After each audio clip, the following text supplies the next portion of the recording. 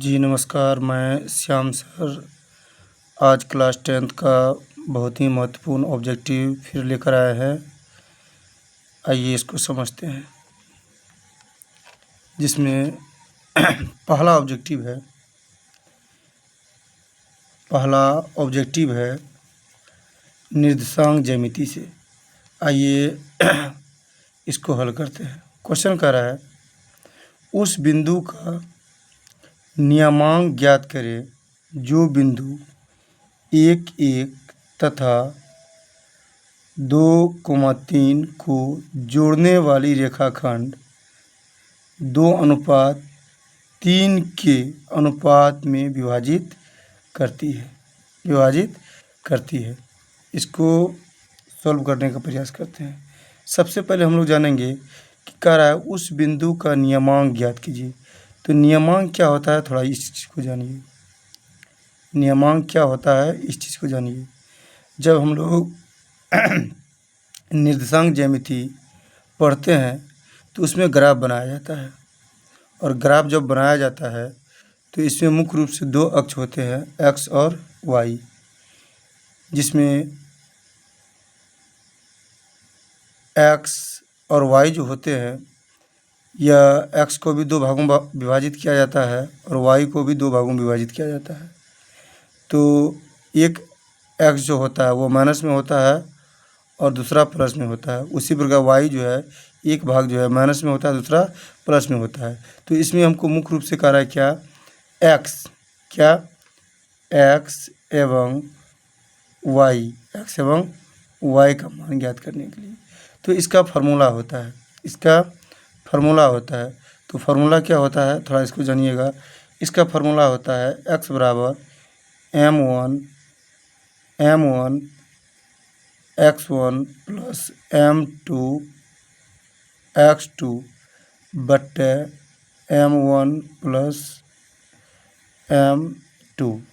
और दूसरा जो है y बराबर फार्मूला होता है m1 y1 plus m2 y2 बट्टे m1 प्लस m2। ये फार्मूला होता है।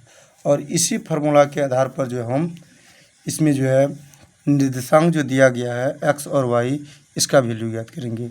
तो इसमें जो है सबसे पहले हम जो है समझेंगे कि m1 किसे कहा जाता है, x1 किसे कहा जाता है, m2 किसे कहा जाता है, x2 किसे कहा जाता है। इसके बाद m1 किसे कहा जाता है, y1 किसे कहा जाता है, m2 किसे कहा जाता है और y2 किसे कहा जाता है। तो पहले इसको हम अच्छी तरह से समझ लेते हैं, इसके बाद जो है इसको फार्मूला पर पुट करते जाएंगे। तो यहाँ देखिए कि इसमें m1 और m2 जो लिखा गया है ये आपका हो जाएगा m1 और ये हो जाएगा आपका m2, और ये हो जाएगा आपका x1, थोड़ा ध्यान दीजिएगा, x1 और y1, और ये हो जाएगा आपका x2 और y2, ये आपका हो जाएगा। तो यहाँ पे हम लोग तो ऑब्जेक्टिव बना रहे हैं। ऑब्जेक्टिव में उतना लिखना ज़रूरी नहीं होता है, क्योंकि ऑब्जेक्टिव का मतलब होता है आपका जब भी एग्ज़ाम में आता है तो 1 मिनट के अंदर ही आपको बनाना है। तो इसीलिए जो है इसको उतना लिखेंगे नहीं, लेकिन ये महत्वपूर्ण फार्मूला है, इसको आप लोग जो है ध्यान में रखिएगा कि एक्स का फार्मूला क्या होता है और वाई का फार्मूला क्या होता है निर्देशांक ज्यामिति में। इसको जो है विशेष रूप से जो है इस फार्मूला पर जो है ध्यान दीजिएगा। तो हम लोग जो है ऑब्जेक्टिव बना रहे हैं, और ऑब्जेक्टिव में जो है सब्जेक्टिव की तरह नहीं लिखेंगे, क्योंकि सब्जेक्टिव की तरह जब लिखेंगे तो इसमें समय का जो है ज़्यादा बर्बादी होगा। इसलिए हम लोग जो है सब्जेक्टिव की तरह ना लिख कर जो है इसको जो है मतलब कि कम से कम समय में जो है हल करने का प्रयास करेंगे। तो फार्मूला क्या है, x बराबर m1 x1, इसके बाद m2 x2 m1 plus m2। तो यहाँ पर हम लोग तो जान ही गए हैं कि m1 बराबर ये है, m2 बराबर ये है, इसके बाद x1 बराबर ये है, y1 बराबर ये है, और x2 बराबर ये है और y2 बराबर ये है। तो डायरेक्ट इसको हम लोग जो है फार्मूला पर सेटिंग करेंगे। तो फार्मूला पर जब सेटिंग करेंगे तो यहाँ पर हो जाएगा m1 बराबर, तो यहाँ पर देखिए m1 बराबर कितना है 2, यहाँ लिखेंगे 2 गुना, इसके बाद x1 बराबर कितना है 2, फिर लिखेंगे 2, इस कितना 2, इसके बाद प्लस का चिन्ह है, थोड़ा प्लस का चिन्ह दीजिए। इसके बाद m2 बराबर कितना है 3, तो लिखेंगे कितना 3 गुना x2 बराबर कितना है 1, तो लिखेंगे कितना 1/m1 प्लस m2, तो यानी कि 2 प्लस 3 कर दीजिए।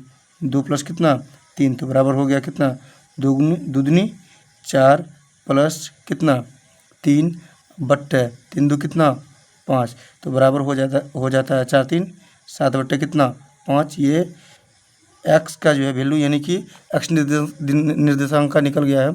इसके बाद जो है इस पर जो सेटिंग करते जाएंगे, तो m1 बराबर आपका कितना है, तो 2 लिखेंगे, 2 गुना y1 बराबर कितना 3, तो लिखेंगे 3, प्लस का चिन्ह है, प्लस का चिन्ह दीजिए। इसके बाद जो है y2 बराबर m2 बराबर कितना 3, तो लिखेंगे 3 गुना y2 बराबर कितना 1, तो लिखेंगे 1/, ये दोनों को जोड़ देंगे, 2 प्लस कितना 3, तो हो गया 3 दूनी 6 प्लस कितना 3/, कितना 3 दो 5 बराबर 9/, कितना 5। तो इस प्रकार जो है x बराबर हो गया 7/5। इसके बाद जो है y बराबर हो गया 9/5। ये आपका क्या हो गया आंसर, ये आपका आंसर है। आगे फिर देखिए,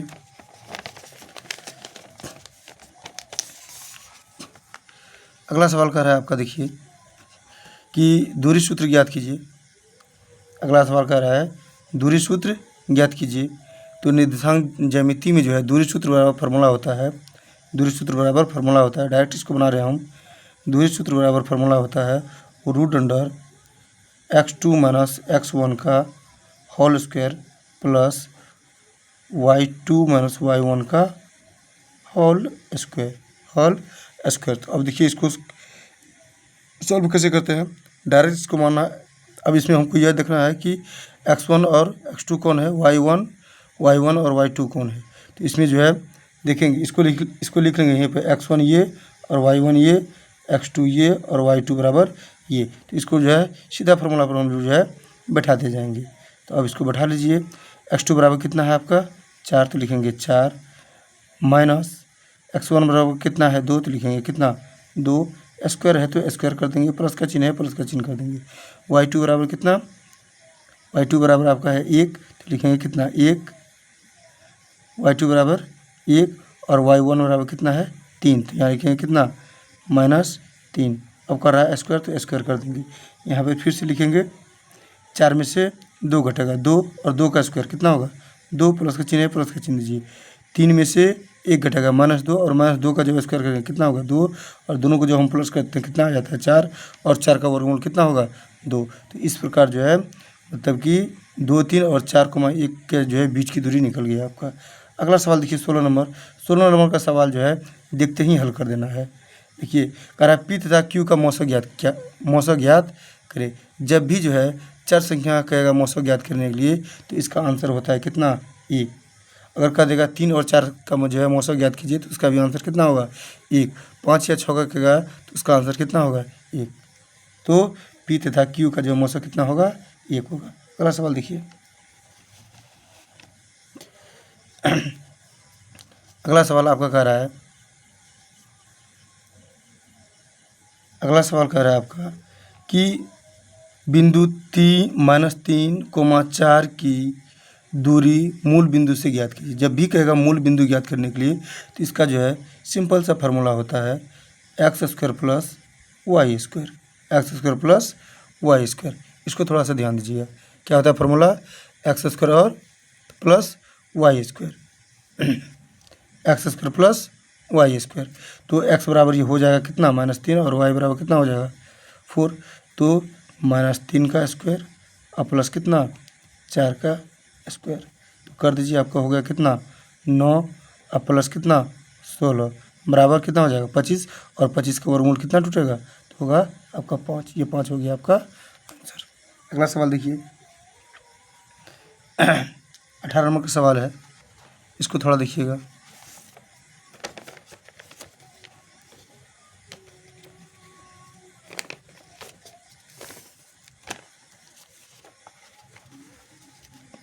ये 18 नंबर के सवाल को थोड़ा देखिएगा। इसमें भी कुछ नहीं है, सवाल में उतना जान नहीं है, सिर्फ समझना है और इसमें कह क्या रहा है उसको देखना है। कह रहा है त्रिभुज PQR है, तो सबसे पहले एक त्रिभुज बना लेंगे। त्रिभुज बना लीजिए, ठीक। कह रहा है PQR त्रिभुज पी क्यू आर है, जिसमें ए बी समांतर है क्यू आर का। इसमें ए बी एक रेखा है, ए बी समांतर है किसका, ए बी समांतर है किसका, क्यू आर का। ये क्यू आर का समांतर कौन है, ए बी है। के दो समरूप त्रिभुज पी क्यू आर का क्षेत्रफल। अब कह रहा है इसमें दो समरूप त्रिभुज हो गया, दो समरूप त्रिभुज। समरूप त्रिभुज मतलब जो दिखने में एक समान होता है। तो पहला है पी क्यू आर और पी क्यू आर समरूप त्रिभुज, इसी के समान एक और है पी ए बी। तो दो समरूप त्रिभुज हो गया। कह रहा है दोनों का क्षेत्रफल का अनुपात कितना है, 1:2 है। कहने का मतलब है कि पी ए बी का जो है क्षेत्रफल कितना है, 1 है। इसके बाद जो है पी क्यू आर का कितना है, 2 है। तो कह रहा है इसमें क्या, पी क्यू, ये पी क्यू, इसके बाद कह रहा है क्या, ए क्यू, पी क्यू और ए क्यू का जो है क्षेत्रफल ज्ञात करने के लिए। तो हम लोग जानते हैं कि जब भी जो है दो समरूप त्रिभुज क्षेत्रफल, जो दो समरूप त्रिभुज होता है और उसका क्षेत्रफल का अनुपात जो है भुजा का स्क्वायर का बराबर होता है, तो त्रिभुज लिखेंगे, त्रिभुज ए बी सी बट्टे त्रिभुज पी क्यू आर बराबर हो जाएगा क्या, पी ए बट्टे क्या, ए क्यू क्या हो जाएगा, ए क्यू हो जाएगा। यहाँ पे थोड़ा जो है मिसप्रिंट किया गया है क्वेश्चन लिखने में। क्या होगा यहाँ पे, पी ए क्या होगा, पी ए बट्टा ए क्यू, पी ए बट्टा क्या होगा, ए क्यू होगा। तो यहाँ पर जो है कह रहा है क्या, ए बी सी। तो ए बी सी का क्षेत्रफल कितना है, ए बी सी का क्षेत्रफल कितना है, 1, और इसका स्क्वायर हो जाता है तो स्क्वायर लिखेंगे।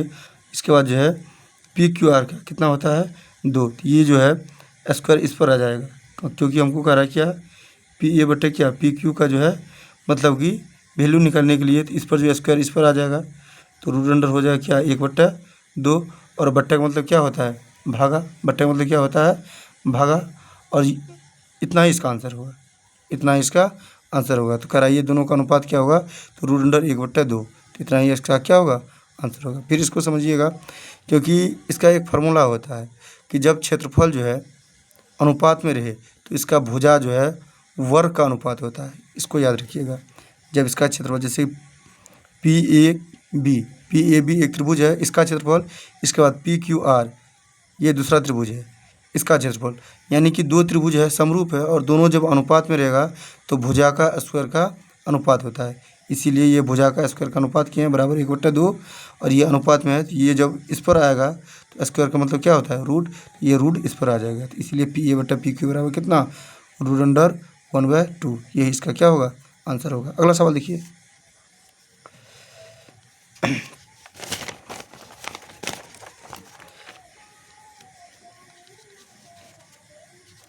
अगला सवाल पर थोड़ा सा ध्यान दीजिएगा।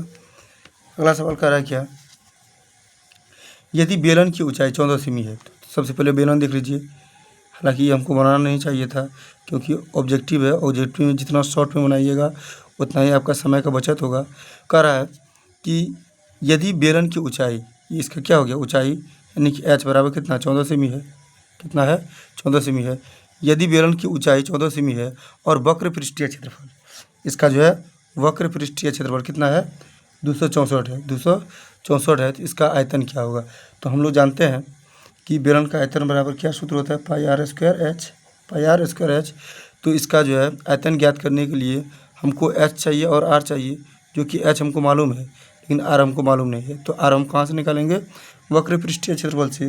तो इसका वक्र पृष्ठीय क्षेत्रफल बराबर क्या फॉर्मूला होता है, 2πr एच, और 2πr एच बराबर कितना दे दिया है, 264। हमको निकालना क्या, आर निकालना है। इसीलिए इसको यहाँ से कीजिए तो हो जाएगा पाई आर गुना 14 बराबर कितना, 264 बट्टा कितना, 2 काट दीजिए, 13 2 132, यानी कि पाई आर गुना 14 बराबर कितना, 132। कितना हो गया, 132। और हम लोग जानते हैं कि पाई का वैल्यू कितना होता है, 22/7 गुना आर गुना कितना, 14 बराबर 132। काट दीजिए इसको, 7 दूनी 14 22 दूनी 44, आर बराबर कितना, 132। क्योंकि हमको जो है आयतन ज्ञात करने के लिए आर चाहिए, जो कि एच हमको मालूम है। इसीलिए आर बराबर हो जाएगा क्या, आर बराबर हो जाएगा 132 बट्टे कितना, 44। कितना 44। अगर इसको हम काटते हैं तो 3 बार में कट जाता है, 3 चौक 12, 3 चौक 12 1, तो यानी कि 3। आर बराबर आपका निकल गया कितना 3, कितना निकल गया 3। अब हमको ज्ञात क्या करना है इसका जो क्षेत्रफल, तो पाई आर स्क्वायर एच यानी 22/7 गुना 3 गुना 14, काट दीजिए इसको, 7 दूनी 14, इसके बाद 22 दूनी 44, कितना आ गया 22 दूनी 7 दूनी 14 और 22 दूनी 44, 44 गुना कितना 3, 44 गुना 3 तो हो गया कितना 132, यानी कि इसका क्षेत्रफल भी कितना होगा, इसका क्षेत्रफल भी बेलन का जो है आयतन भी कितना होगा 132 ही होगा, कितना होगा 132 ही होगा। अगला सवाल देखिए, अगला सवाल कह रहा है क्या, थोड़ा सा ध्यान दीजिएगा। अगला सवाल कह रहा है कि दो गोले का अनुपात 8:7 है, तो उनका सतह का क्षेत्रफल क्या होगा।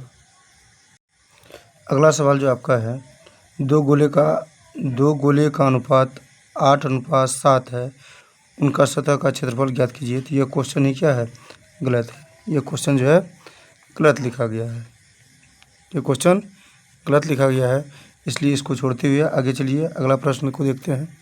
अगला प्रश्न क्या कहता है, थोड़ा इसको समझते हैं। अगला प्रश्न देखिए कह रहा है क्या 5 सेमी भुजा वाले घन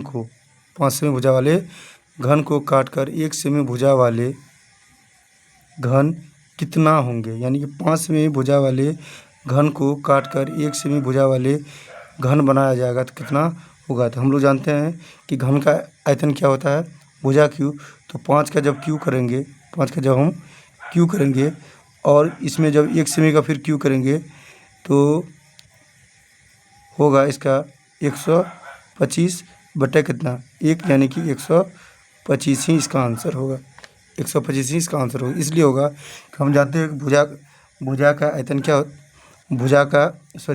हम लोग जानते हैं कि घन का आयतन क्या होता है भुजा क्यू, और घन का जो भुजा दिया है कितना 5, तो 5 का जब क्यू करेंगे तो 125 होगा।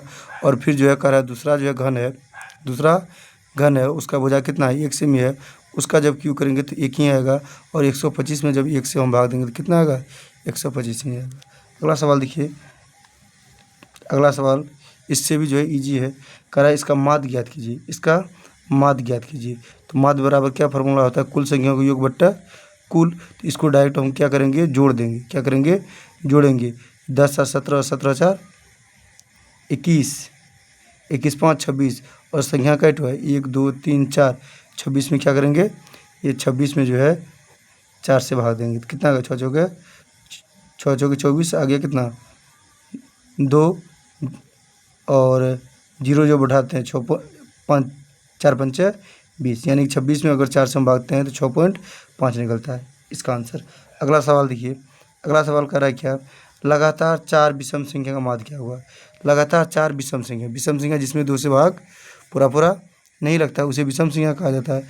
तो विषम संख्या, लगातार विषम संख्या हो जाएगा आपका क्या, आपका हो जाएगा 3 5 7, इसके बाद कितना 11, कितना होगा 3 5 7, इसके बाद 9 हो जाएगा, क्या होगा 9, 3 होगा 5 होगा 7 होगा और 9 होगा। तो सबको ऐड करके जो है कितना 4 से भाग देंगे, तो 5 3 8, 8 7 15, 15 9 24 बट्टे कितना 4, भाग दे दीजिए आएगा कितना 6।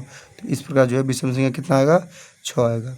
अगला सवाल देखिए, फिर अगला सवाल कह रहा है क्या, यह सवाल जो है सिर्फ ऑप्शन देखकर बनाना है। अगला सवाल कह रहा है क्या कि इनमें बहुलक कौन है, तो जो संख्या सबसे ज़्यादा बार आया है वही आपका क्या होगा बहुलक होगा। तो इसमें सबसे ज़्यादा बार संख्या कौन आया है 3 आया है, तो 3 आपका क्या हो जाएगा बहुलक हो जाएगा। अगला सवाल देखिए 25 नंबर का, कह रहा है क्या परिसर ज्ञात कीजिए। तो परिसर बराबर फार्मूला होता है, परिसर बराबर जो है फार्मूला होता है उच्चतम सीमा माइनस न्यूनतम सीमा, उच्चतम सीमा माइनस न्यूनतम सीमा, उच्चतम सीमा माइनस न्यूनतम सीमा। तो इसमें जो है सबसे मतलब कि बड़ा संख्या कौन है, तो सबसे बड़ा संख्या अगर देखा जाए तो इसमें 30 है, और सबसे छोटा संख्या देखा जाए तो कितना है 9 है, कितना है 9 है। तो 30 में से 9 घटेगा कितना बचेगा 21, कितना होगा 21। ये आपका हो गया क्या, परिसर। क्या हो गया, परिसर। अगला सवाल देखिए, अगला सवाल देखिए कह रहा है क्या, 6, 8, 9 x तथा का माध्य कितना है, 10 है। कितना है, 10 है। तो x का मान क्या होगा। ये अभी जो है इली ही सवाल है, इसको बनाने में ज़्यादा समय नहीं लगेगा। देख लीजिए इसको कैसे बनाते हैं। कह रहा है क्या, 6, 8, 9 x तथा 13, तो संख्या का है 1, 2, 3, 4, 5 का माध्य कितना है, 10। तो हम लोग जानते हैं कि माध्य बराबर क्या फॉर्मूला होता है, कुल संख्याओं का, कुल संख्या का योग बट्टा क्या, कुल संख्या बट्टा कुल संख्या, और इसका माध्य दे दिया कितना, 10। तो लिखेंगे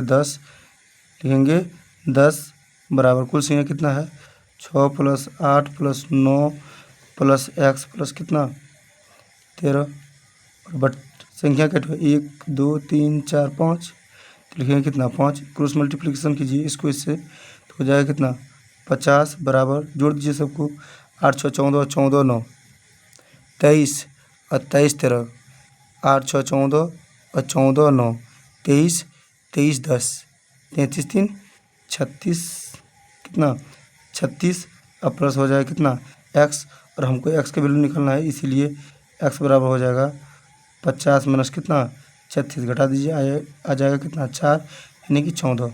x बराबर वैल्यू कितना आ जाएगा, 14। अब करा क्या, 8, 6, 4 का मौसो एवं लौसो का अनुपात ज्ञात कीजिए। इसमें करा 8, 6, 4, 8, 6, 4 का जो है मौसो एवं लौसो का अनुपात ज्ञात कीजिए। तो सबसे पहले जो है, सबसे पहले देखिएगा थोड़ा, सबसे पहले जो है हमको क्या याद करना है, मौसो। क्या याद करना है, मौसो। और जब मौसो हम याद करते हैं तो सबसे छोटा संख्या से बड़ा संख्या में भाग देंगे, इससे जब इसमें भाग देंगे कितना आएगा, एक बार, यानी कि देख ही लीजिए 4 से 6 में एक बार, 4 से 6 में आ गया कितना, एक बार, आ गया 4, आ गया 2, और 2 से ये 4 में, 2 दूनी 4, तो मौसो कितना, 2, और 2 से जब 8 में भाग देंगे फिर कितना, 4 बार में कटेगा, इसीलिए मौसो बराबर कितना होगा, 2 होगा। इसके बाद लौसो, यानी कि ये लौसो मतलब तीनों से जो भाग लगता है, तो 8, 6, 4 का लौसो कितना, 24, कितना, 24। अब करा दोनों का जो है अनुपात ज्ञात कीजिए, मौसो और लौसो का। तो मौसो का कितना हो गया, 2, और लौसो बराबर कितना, 24। दोनों का अनुपात 2 कम 2, 12 दूनी 24, यानी कि 1 अनुपात कितना होगा, 12 होगा। 1 अनुपात 12 होगा।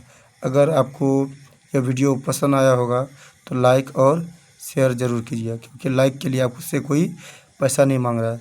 लेकिन अगर आप लाइक कीजिएगा, आप अगर लाइक करते हैं तो इसी तरह का जो है अच्छा क्वेश्चन जो है क्लास 10th के लिए जो है, अच्छा सब क्वेश्चन क्लास 10th के लिए, जो कि बिहार बोर्ड में जो है ऑब्जेक्टिव के रूप में पूछा जाता है, ऐसा ही क्वेश्चन हम लाते रहेंगे। थैंक्स।